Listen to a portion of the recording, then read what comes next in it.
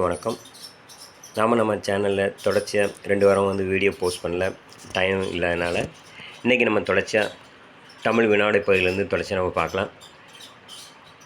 கொள்வதும் மிகை கொள்ளாது, கொடுப்பதும் குறைபடாது என்ற பாடல் வரியில் இடம்பெற்ற நூல் எது? கொள்வதும் மிகை கொள்ளாது, கொடுப்பதும் குறைபடாது என்ற பாடல் வரிகள் இடம்பெற்ற நூல் எது அப்படின்னு கேட்குறாங்க. 4 ஆன்சர் இருக்குது. பட்டினப்பாலை, முதுமொழி காஞ்சி, பழமொழி 400, மூதுரை. இதில் சரியான ஆன்சர் பார்த்திங்கன்னா பட்டினப்பாலை. அடுத்து, மெல்லினத்திற்கான இணை எழுத்து இடம்பெறாத சொல் எது?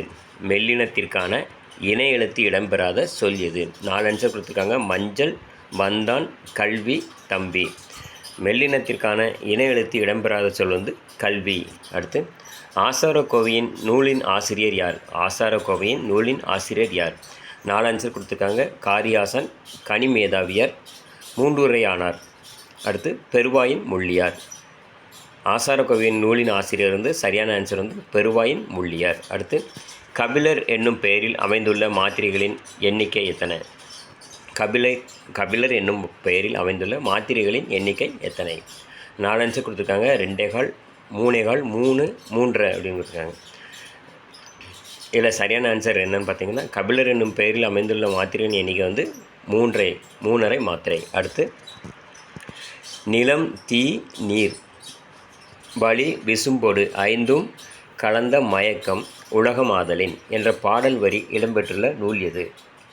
நிலம், தீ, நீர், வழி, விசும்போடு ஐந்தும் கலந்த மயக்கம் உலகம் காதலின் இந்த பாடலில் இடம்பெற்றுள்ள நூல் எதுன்னு கேட்டிருக்காங்க.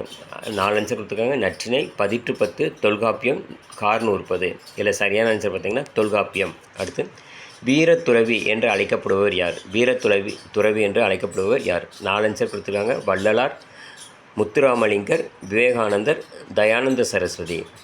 இதில் வீரத்துறவி என்று அழைக்கப்படுவர் யாருன்னு பார்த்தீங்கன்னா விவேகானந்தர். அடுத்து, மேல்கணக்கு நூல்கள் என்பது யாது? மேல்கணக்கு நூல்கள் என்பது யாது?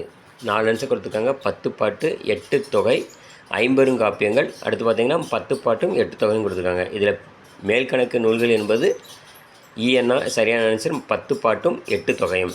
அடுத்து, வலசை போதல் என்பது எதை குறிக்கும்? வலசை போதல் என்பது எதை குறிக்கும்? 4 ஆன்சர் கொடுத்துருக்காங்க. பறவைகள் இடம்பெயர்தல், யானைகள் இடம்பெயர்தல், எறும்புகள் இடம்பெயர்தல், மேகங்கள் இடம்பெயர்தல்.